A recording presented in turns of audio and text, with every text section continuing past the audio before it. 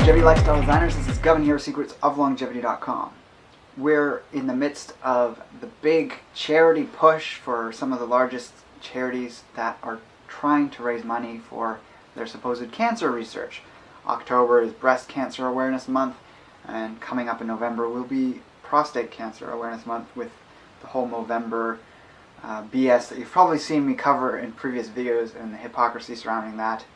And the debate around cancer, the treatment of cancer, is obviously a much bigger in scope than what I'm trying to address in this video, but rather let's look at one thing, which is some statistics around what I think is a very good barometer for cancer rates and why they are increasing, which should be suspect. And a lot of people have this ongoing mentality, which is incorrect, that cancer rates are the same or they're getting better, and that we've always had cancers, but people just died earlier in the past, or we didn't know what certain diseases were and they didn't get called cancer. That's simply not true, and where we see it most prevalently is in children.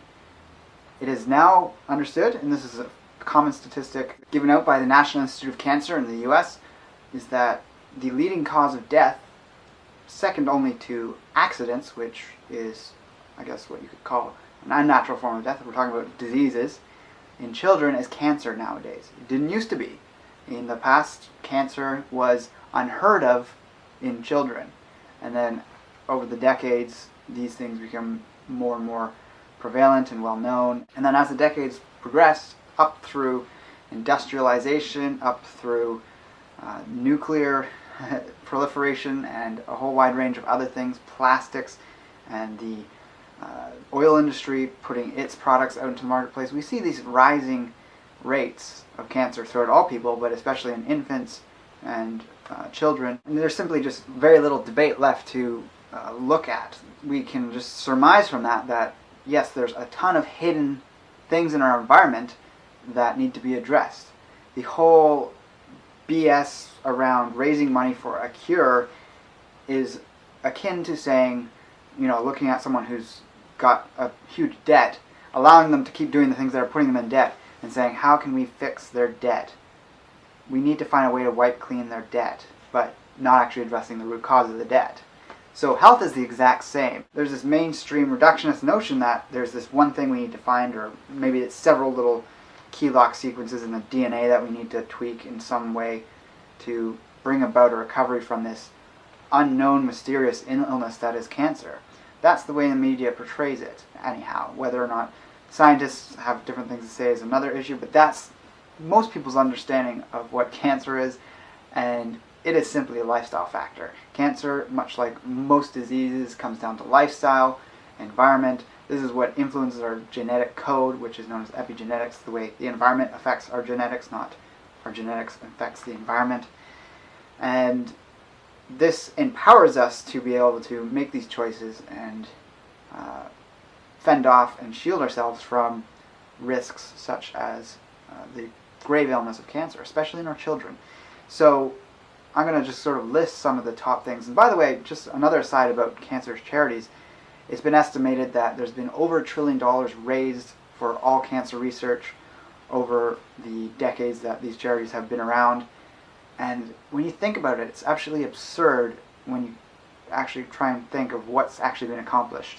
There's no cure-all. There's no magic bullet pill that's come out. There's probably been some improvements on, the different types of radiation and chemotherapy and things like that.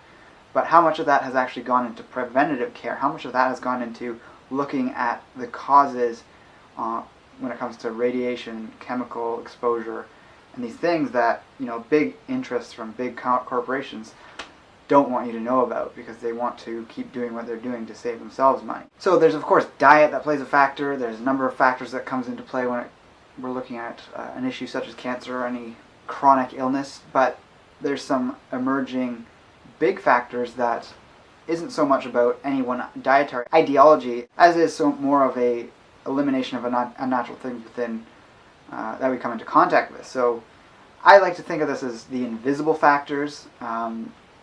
Radiation, first of all. The northern hemisphere is something like 2.5 times more radioactive, just the the general quality of the air throughout the northern hemisphere, because we have jet streams that blow laterally. They don't have much interaction with the southern hemisphere, so nuclear testing, nuclear leaks, all these things that have happened over the centuries, nuclear bombs being tested in the atmosphere or out in the ocean, has contributed to a rise in the radioactivity of the northern hemisphere. It's 2.5 times more radioactive than if you were to live in the southern hemisphere. That is a very strange and concerning thing. With Fukushima doing its thing of dumping waste into the water, with Chernobyl in the past not really having been properly contained at the time or dealt with down the road, that contributed to it. So we have to wonder why these things haven't been done when there are known solutions, whether it's emerging technologies of how funguses can be used to break down nuclear waste and things like that. It's all very fascinating. Then another hidden one would be the proliferation of plastics. I'd probably say this might be the biggest one.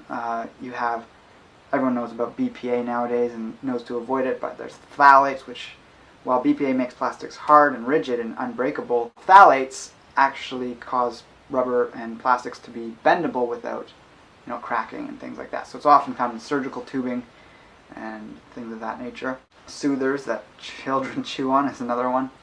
And there's a whole range of different things found in plastics. It's kind of beyond the point of trying to identify which ones are the most harmful. We should just get as much plastic out of our lives as possible. Of course, avoid the worst causes of problems like the BPA. And that's part of this whole returning to the roots of what our ancestors did for storing things, making tools and useful things out of objects. They didn't use plastics. There's always other options, whether it's glass, metal, wood, etc. Another huge factor that's emerging more than ever would be electromagnetic frequencies, whether it's just having tons of electronics in your home, from computers to the fridge to this, that, and the other thing. The biggest one obviously now is Wi-Fi, and creates what's known as e-smog, and this has been known to disrupt cellular communication, slowly degrades the genetic code over time, and this is going to be a bigger thing over the coming years as more research comes out, as research is finally allowed to come out, because there's a lot of suppression from the biggest industries. And we have to think about this, that Bill Gates is no longer the richest man in the world. It's actually the guy who's in charge of one of the world's largest telecommunications companies. So when you have these people with net worths in the tens or hundreds of billions of dollars, they want to keep making money, and they put their money into suppressing information that is against their industry and allowing sort of propaganda type science to proliferate. Then of course you have the chemicals spewed out by industry itself from the factories. A big cause of concern, which I addressed in previous videos, was examples like Sarnia, where it's underreported and kind of suppressed, but there's one male child being born for roughly every 2 female children, because in that crucial early developmental stage, the influence of xenoestrogens from industries spewing that into the air and water is causing mutations, and literally in humans this is happening now, when we used to only see it in toads and frogs and fish that are downstream from these places. So that's very concerning. That would be another invisible factor. We're up to 4 now. The 5th one is going to be any kind of buildup of any of these things in the home. So that's off-gassing from plastic-based carpets, petroleum-based, product-based carpeting, furniture, paint.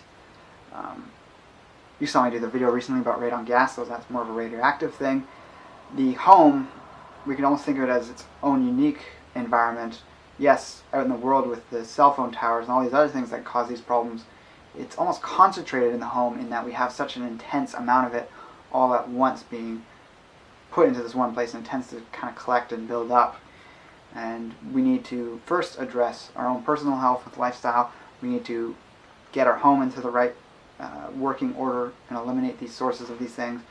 Then we need to start, almost at the same time, but also after the fact, making sure our environment in the larger scheme is much more better suited to our health, whether that means moving or helping our community push towards cleaner environments, less of these intrusive technologies, and make the world a better place, and less cancer overall.